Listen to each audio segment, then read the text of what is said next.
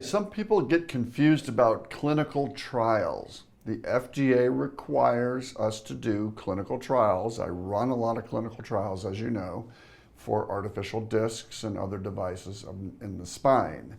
But what are these different phases? There's several phases of an artificial disc trial or a clinical trial with the FDA in general. The initial early stuff doesn't, the preclinicals and phase zeros don't matter. Phase 1 is done with about 20, 30 subjects, could be up to 100. Those are healthy volunteers, and it's really looking for the safety and a little bit of dosing for the patients. So with an artificial disc, we wouldn't worry about dosing, but with a drug, we would. Now, phase 2 is much larger, 100 to 300 patients.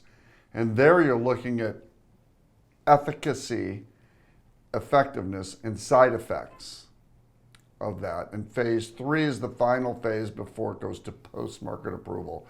Phase 3 really is looking at safety and effectiveness. These 3 different phases must be completed before a drug or device is approved by the FDA and proven to be at least equivalent to another device or better than another device that's already proven and in use.